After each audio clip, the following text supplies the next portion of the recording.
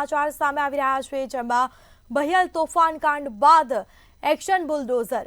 તો બહિયલ તોફાનકાંડ બાદ હવે એક્શન બુલડોઝર જે દબાણો દૂર કરવાની કામગીરી કરવામાં આવી રહી છે. વહેલી સવારથી જ ગેરકાયદે જે દબાણો હતા તેને તોડવાનું શરૂ કરવામાં આવ્યું. આરોપીઓના કુલ 190 કાચા પાકા દબાણો દૂર કરાશે. તો ગરબા દરમિયાન પથ્થરમારોને પોલીસ પર જે હુમલો કરવામાં આવ્યો હતો અને તે બાદ આખરે તંત્ર જાગ્યું છે. તોફાની બનેલા ટોળાએ 4 જેટલી દુકાનોને આગ લગાવી હતી.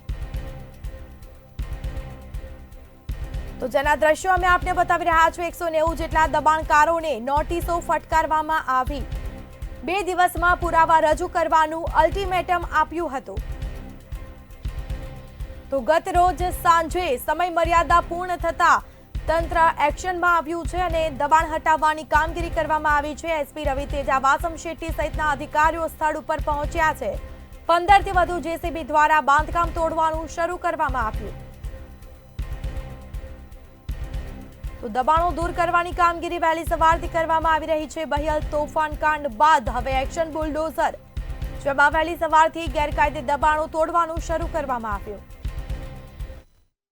દહેગામના બહિયલ ગામ ખાતે નવરાત્રી દરમિયાન જે અસામાજિક તત્વો દ્વારા જે કાંકરી ચાળો કરવામાં આવ્યો, કાર્યવાહી કરીને 50 થી પણ વધારે જે અસામાજિક તત્વો છે તે, અને ત્યારબાદ તંત્ર દ્વારા આ તમામ જે અસામાજિક તત્વો છે તેના સગા સંબંધીઓ છે તેના કરેલા જે દબાણ છે તેને તોડવાની કામગીરી વહેલી સવારથી જ હાથ ધરવામાં આવી છે. વહેલી સવારથી જ પોલીસના ચુસ્ત બંદોબસ્તની સાથે રહીને તંત્ર દ્વારા 186 જેટલા ગેરકાયદેસર બાંધકામ છે તે હટાવવામાં આવ્યા હતા.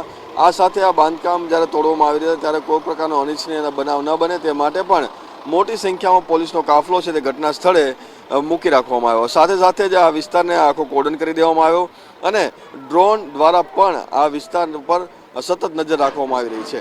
જે પ્રમાણે બહિયલની અંદર નવરાત્રી દરમિયાન આ જે અસામાજિક તત્વો દ્વારા કાંકરી ચાળો કરવામાં આવ્યો તેને લઈને આજે ડિમોલેશનની કાર્યવાહી થઈ. સાથે સરકારે પણ કહી દીધું છે કે જો કોઈ પ્રકારનો કાંકરી ચાળો થશે તો આવી રીતે તમામ જે બાંધકામો છે તેને તોડી પાડવામાં આવશે અને કોઈ પણ પ્રકારના વ્યક્તિ જે અસામાજિક તત્વો છે જે ગુજરાતની શાંતિને ડહોળવાનો પ્રયાસ કરે છે તેને કોઈ પ્રકારે છોડવામાં આવશે નહીં.